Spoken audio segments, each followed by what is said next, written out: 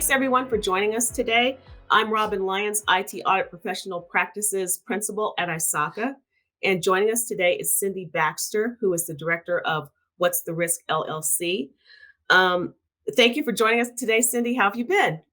Good. And it's a pleasure to be here again, Robin. It's great to see you. Yeah, great to see you as well. I know we had a great chat the last time we were together, so looking forward to another great conversation today. Everyone, we're here to discuss Cindy's latest ISACA journal article, which is Audit and Practice Auditing Culture. So there's absolutely a lot to talk about in this area. So let's go ahead and get started. So Cindy, to help us frame the discussion, can you talk a little bit about and give our audience a working definition of culture? Yes. Yeah. I think the best way to describe culture, because it has um, so many applications in everyday life, is it's a set of norms and practices that a group will follow. But beyond just norms and practices, it's an identity. It's something that the group does, activities that they perform, that give a sense of belonging, a sense of meaning, and a sense of ownership. That's really what creates a cultural environment that brings people together. Okay, fantastic. Cindy, I personally am aware of an article that Forbes released in 2021, and they were talking about culture. Yeah. And to sort of get a sense of culture, there was an interview or a request for feedback from members of the Young Entrepreneur Council. And in talking about culture, that group of people, and again, it's just a very small subset, so eight young entrepreneurs. And when they were asked to talk about culture, they talked about things like being listened to, that Mhm. leadership listens to people, that everyone is included. They talked about rewards, and they also talked about fun in the work environment. So if we look at that as how some people define culture, and sometimes organizations and executives in particular look at culture from a different perspective. They look at it from, I guess, a subset of ethics in culture. And I think that's driven sometimes by compliance efforts, where Mhm. there has to be some sort of ethics in place that helps an organization be compliant. So, looking at those two very different perspectives on culture, how do you think that auditors can, how do they actually look at culture, knowing that employees and executives have very different perspectives of what culture is? Yeah, Robin, that's a really great question. And it's a really good dialogue for you and me to have, because when I think of culture, in the definition that I just provided, it means so much to different people. How people identify is very personal. And I think the interesting thing about this, I mean, let's face it, you and I are talking technology, and here we are, and the conversation is culture. And there might be people in our audience that are sitting there saying, "What does this have to do with IT? I mean, really?" And the way I look at it, and I'm interested to hear how you feel, but the way I look at it is the results of my audit or my risk assessment um, really depend on the culture of the organization or the group that I'm auditing. If I don't understand where they're coming from, then I'm not going to be successful in getting my recommendations considered. So suddenly technology needs to consider culture. Now, to your point, when you start to think about employees and you start to think about leadership, everybody's looking for something different, and we all have different needs. And again, revolving around culture is really important because, as I mentioned in the definition, there's that need for a sense of belonging. And let's talk a little bit about the Forbes article, um, the ping pong table, the free coffee, the I want to wear what I want to wear. Um, I don't need to sit in an office with four walls. I should be able to do this and that. I should have freedom. There's so many things that all of us want to do. But I think what all of us want to do at the employee level is make sure we have that sense of belonging and critically a sense of ownership. That's where I think there might be a tie-in with leadership.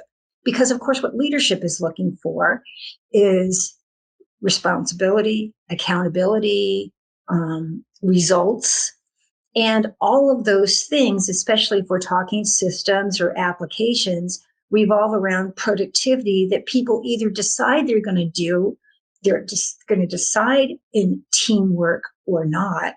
And the success that leadership views from a cultural perspective is very much tied to that sense of belonging. So I don't know what you think about the concept of tone at the top. Maybe we can bat that one around a little bit. What do Yeah, you think about that in relationship to perhaps what the Forbes article says? I think tone at the top. I really do think that it's looking at what the organization does, what behavior is from ethics. I think there's an expectation with tone at the top that executives are actually walking the talk of what they said to the organization that's important to them and what's important to the organization. I kind of think that's what tone at the top. That's what it says to me. Um, and I think that there's a potential disconnect that can be created if employees believe that tone at the top is different than what they see in the organization. Again, just not walking the Yeah, talk. Um, and when we talked a little bit about, and I'm happy that you brought this up about results. I think that results can be the actual connection or the bridge between what organizations think culture is and what employees think culture is. And like you said very well, Sydney, a culture employees may talk about, the foosball table, the ping pong table, can I bring my dog to work? Those sorts of things. yeah, And then executives are looking at what's the behavior ethically of the organization. I think the bridge that can possibly link those two very different perspectives is what you mentioned, results. Because yeah, I think that if employees are, I think that's why employees are maybe sort of keying in on what they think is important. What's going to make my work life happier? What's going to create, balance in my work life? And so these things that they've mentioned, like fun and rewards and being listened to, those sorts of things, I believe that those are the things that make people feel valued in the workplace. They make them feel yeah, appreciated in the workplace. And, people have been saying this for decades, happy employees are productive employees, right? So I think that perspective can get the organization to the results that they hope to achieve. And I think executives, maybe having honed in a little bit closer to, day-to-day functions on what helps drive the behaviors that drive culture. I think that that's exactly how results will be the meeting place of those two very different perspectives. yeah. I think you've said a couple of really interesting things. I actually like I actually like that concept of balance that you were just talking about because, I wouldn't mind bringing my dog to work. It wouldn't be, so bad I certainly don't want to have to be tied to a desk. I never felt that that was a very productive thing to do. Um, but when I feel that word balance, as you were just saying, it's something that I also associate with what I'm accomplishing, which ties to what you just were mentioning about results. Because I think, again, as you're saying, that notion of being part of the team, which is a very large part of being a successful culture and a productive one, does have that tone of ethics. It does have that tone of we're all in this together. And accomplishments are felt when everybody pulls together. I know that in my career, the times that have caused the most angst, and I'm not talking about just for me, but about coworkers, employees. There's more rumbling and rumors when there are folks that don't pull their weight. And that again gets back to that tone at the top you were talking about. And I think that's where the bridge and the value as well for culture audits exist, is recognizing, like you say, it's not the foosball table, but maybe that has to be a component. It could be making sure that everybody's playing, that everybody's contributing, that everybody, as they look at the tone of the top, and they understand that it's not just a bunch of regulations that they may fall under or a set of rules that's required, but it's actually some good objectives in order to meet that end goal so that the team feels that accomplishment or that win. That's where I think culture can get as successful. And I think it's also that bridge between employees and leadership, knowing that there's a hate to use the word, but let's face it, a governance model. Everybody clearly understands, what am I doing? How am I contributing? Am I contributing with somebody else? Do I get to work with them? So we're not overlapping. All those things bring a sense of pride, but not managed properly without the norms, without some of the stuff that leadership thinks they'll get from the get-go, can cause a lot of consternation and a lot of non-productive behavior, even in the worst case, as we unfortunately know, attrition of very valuable employees or leadership members that just give up. And you certainly don't want that. Right. Right. Yeah. No, but I think, as you talk about tone at the top and the balance, I think this is a really good point for auditors to keep in mind. And I think I might have just mentioned it a little while ago. I've always worried when I walk into a room of people that are the subject of my audit. And I know you've had some situations that are the same, where you sit there and you say, okay, when you're a risk manager, you're an auditor, especially an auditor, you're always going to be an outsider.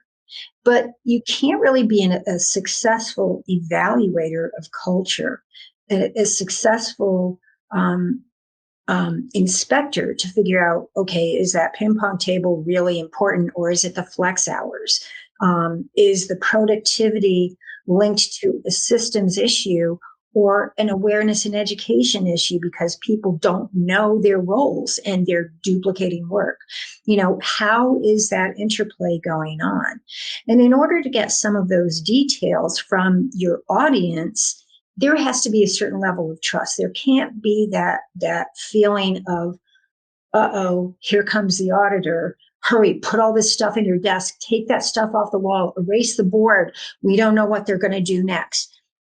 That's really important for people to consider. And when you walk into a regular old IT audit, again, anxious to hear your view, it's just not IT.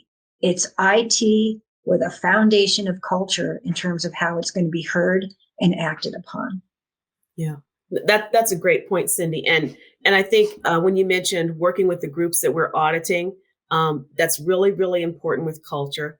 I think that with our background, all of us have been involved in interviewing. We've all, developed some level of interview skills, and I think we have a sense of when we're not getting all the information, or maybe people are reluctant to share information with us. Like you mentioned, people erasing boards and taking down sticky notes because they don't want auditors to see information. Yes. I think it's important for us to connect that dot and say, when people are doing that, that's a culture. I mean, that's something that we need to address and something that we need to acknowledge.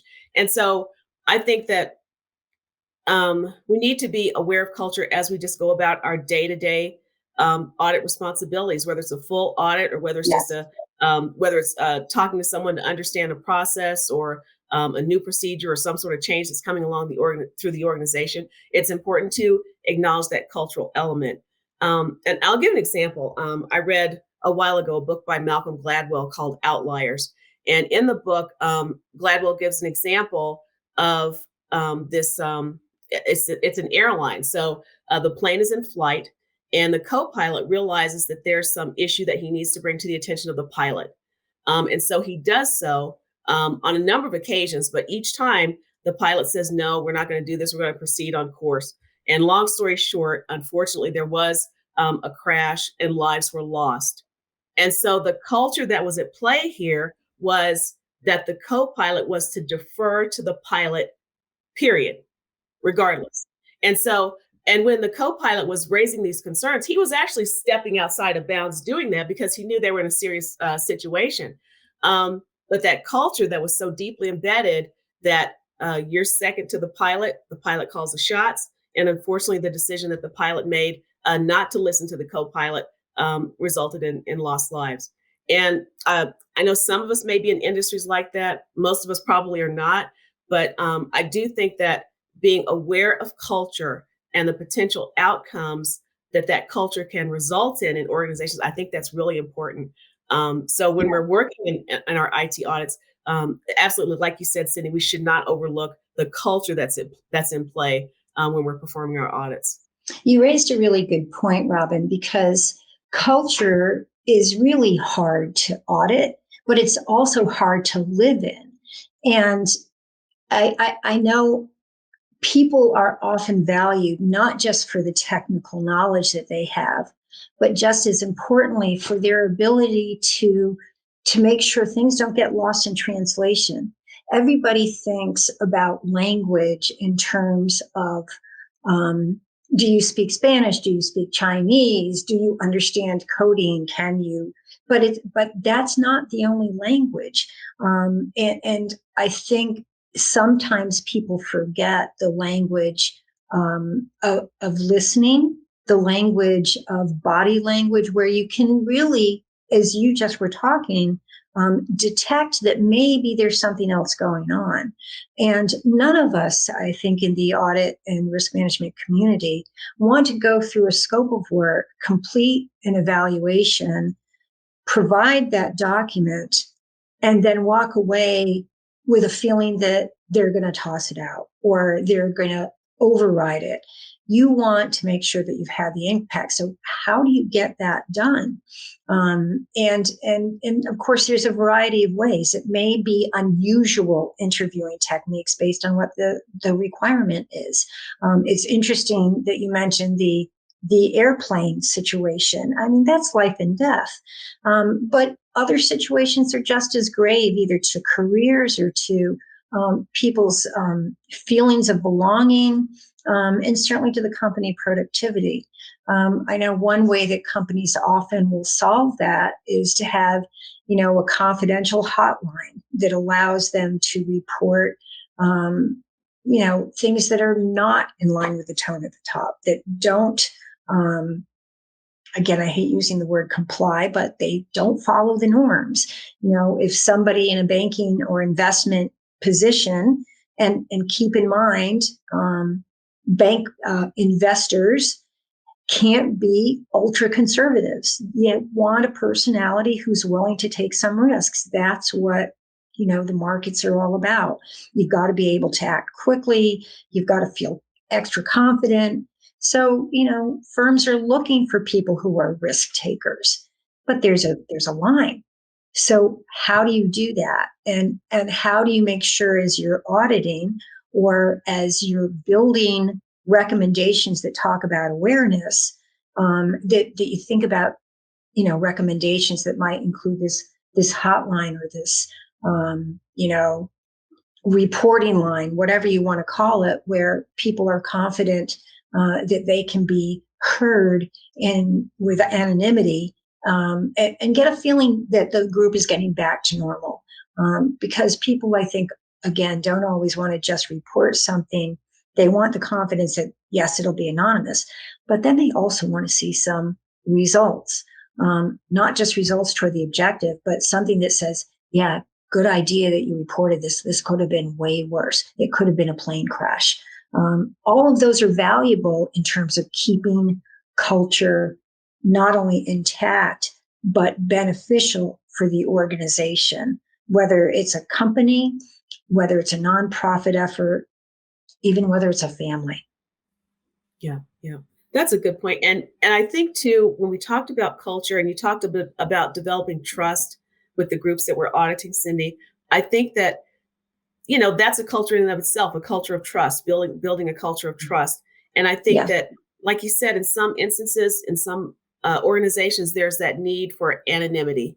People don't want to come forward, so they'll use a hotline. They'll use something like that. I know in my experience, I've actually worked with people on a number of occasions. So it wasn't even unusual that they would speak to me outside of an entrance meeting, outside of the formal planning process, and say, you know what? You really need to look at this. And so you could get information that way. That way, it's not tied back to the person, but the organization. If there is a risk or an area that's a concern that should be looked at, the auditors had a chance to look at it. And so I think if IT auditors can build that sort of relationship and build that sort of trust, that culture of trust, I think that that's something Yes. that will go a long way in helping us do our jobs better. And I think, I think trust is really a key. And one of the things about trust is we do speak different languages. So it is, and as I've said, it is hard. I think one of the key things for an auditor, an inspector, any three line of defense. So if you're in the first line of defense, you may feel closer to the business, but that doesn't mean you feel part of the business. You need to be, you need to not worry about asking questions. I know they always say there are no dumb questions. Okay, there are dumb questions. Sometimes you have to make sure people believe you're going to understand, right? So for me, yes, you need some technical background, but there is no way I have ever known everything that I've audited. I can't possibly. If I'm examining a system, the people who are my audience live with it day in and day out. I don't live with it day in and day out. The group that I might be evaluating for access management could be all over the world. I don't know what they're doing on the floor. I don't even necessarily see them as I audit them. I might be looking at records and talking to their managers, or only a handful of them.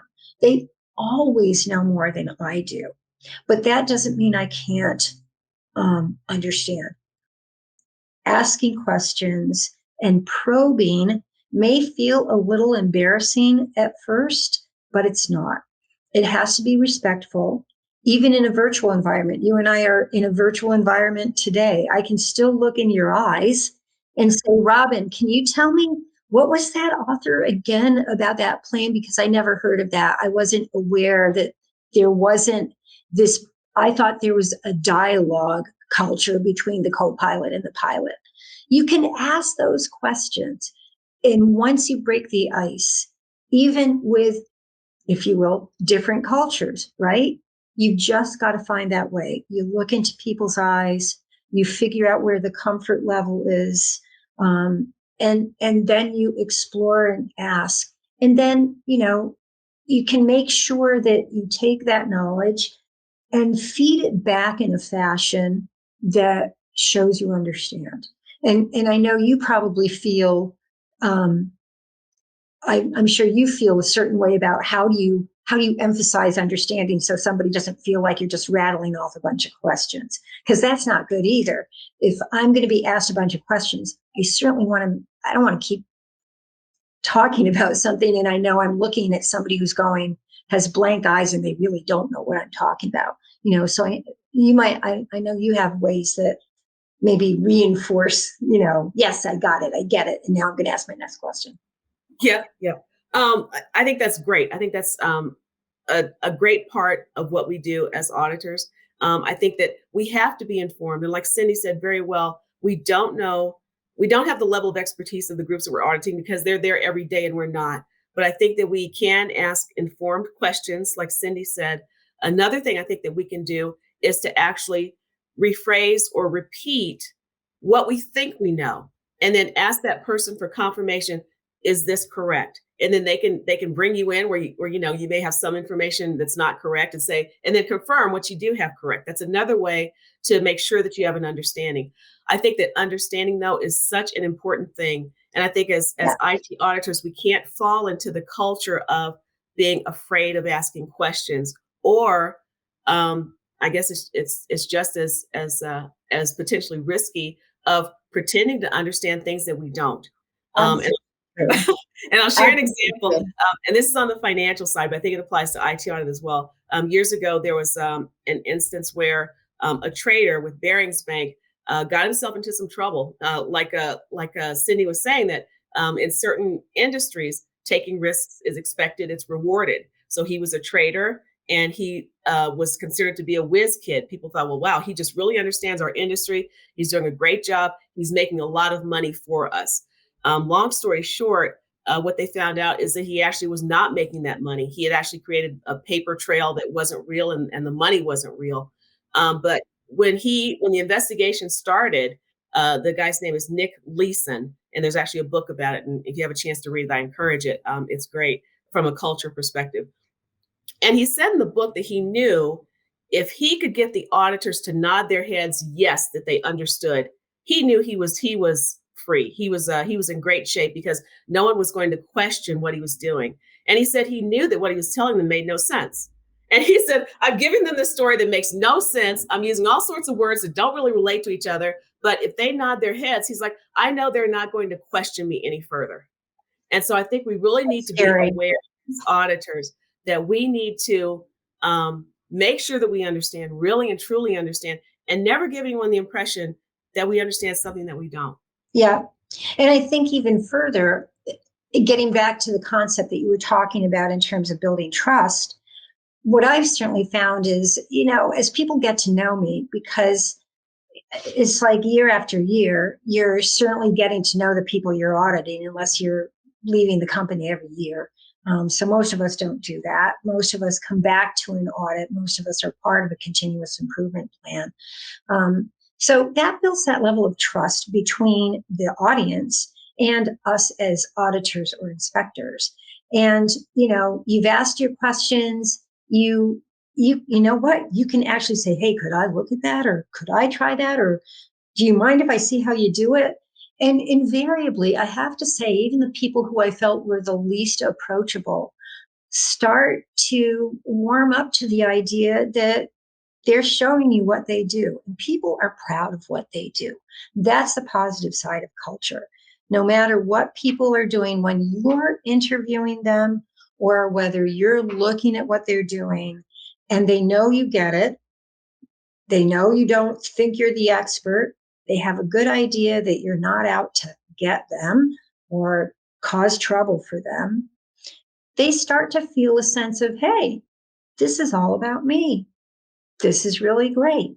And it is. So certainly a very positive aspect of continuous auditing and monitoring is something that recognizes the value of each individual as they contribute or each manager as they pull teams together for a common goal.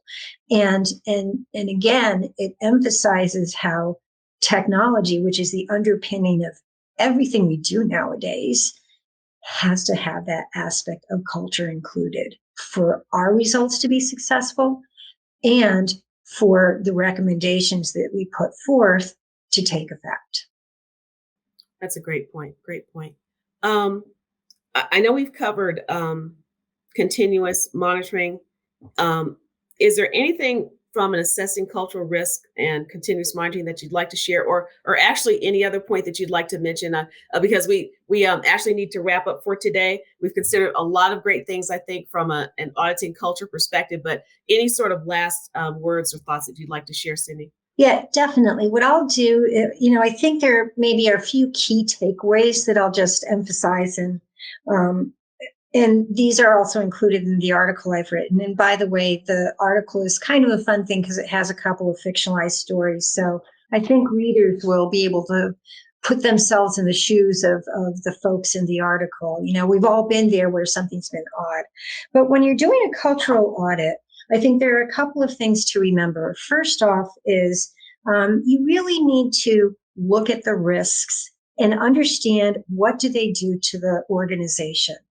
Things that are a dramatic risk, whether it's a market risk, whether it's a regulatory risk, need to be taken care of expeditiously. That said, the results of a cultural audit are time consuming and take a long time to be put into effect. So understanding the risks, having all parties understand those risks and the impact is really critical so that people either stick with the audit or decide that they need to look at something else based on what that risk is. Cultural audits are time consuming. The impact of the risk has to be understood and people need to agree on how to deal with it. The next item is you've got to pick the best approach. And this comes up in my article a little bit. So sometimes you want to make sure that you're transparent with everybody. It's something that might be a new opportunity. Maybe it's low risk, but high potential. And you feel really confident about the team, but you're going to go through a cultural evaluation to try to figure out how do we best take advantage of this. Informing everybody, having them take part in some of the decision making may be the right way to go. On the other hand, you might look at a situation and say, I've got to have dramatic change. I'm going to bring in, or I've got new leadership. Leadership has new ideas. You've got a new CIO. That might be something where it's got to be done very quickly, and then communications may not be as complete. But it's really important to figure out, what is that approach going to be? Am I going to have minimal communications? Am I going to maximize communications? Who do I include? Who don't I include? Oh, by the way, I always recommend an objective, if possible, outside party, depending on how deep and personal the scope of the culture audit is, so that it has credibility. The other thing to consider is, once you look at your scope, once you've identified your approach and you're ready to go, it's important to understand and communicate the roles that people have, not just, or certainly during the audit itself, but also for the outcome of the audit. So call it a RACI, or, it's some kind of a RACI that gives you the responsibility, accountability, who's informed, so that people understand how they fit in. So it's getting back to what's the best fit.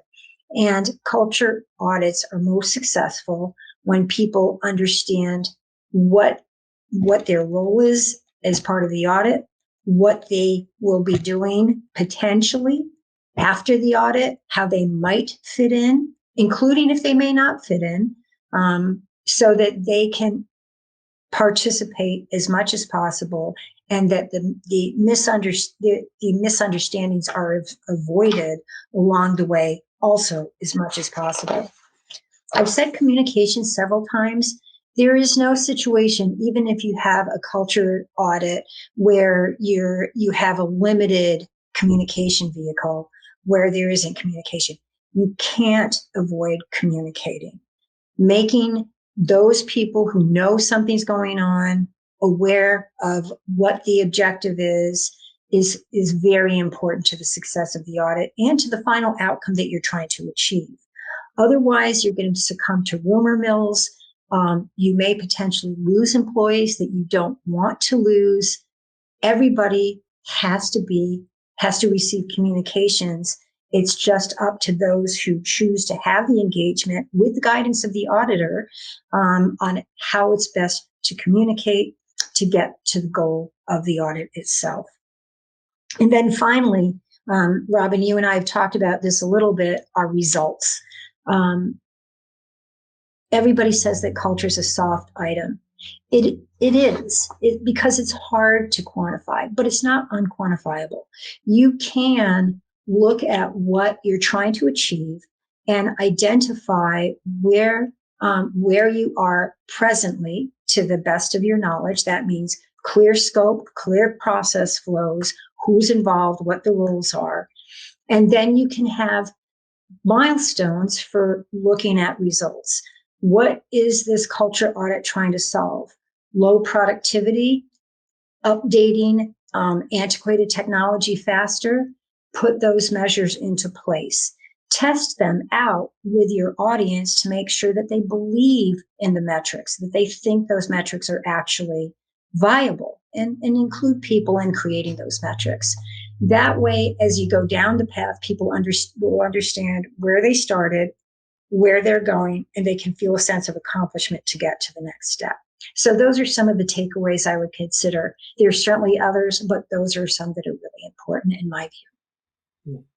Thank you, Cindy. Those are some very useful and practical takeaways. So thank you for sharing those with us, and also for sharing your perspectives on auditing culture today. I think that what we've talked about today was just a very small segment of this topic of auditing culture. But my hope is that it generates additional conversations with our viewers, so that they can actually start those conversations and start to consider what needs to be looked at when they're auditing culture. So thank you very much for being with us today. For those attending the podcast, again, Cindy Baxter's article is in Volume 5, 2022 of the ISACA Journal. It is called Auditing Culture. So please check that out if you get a chance. So again, thank you, Cindy, and thank you, those of us on the podcast, for joining today. See you next time. Thank you, Robin. It's been a pleasure.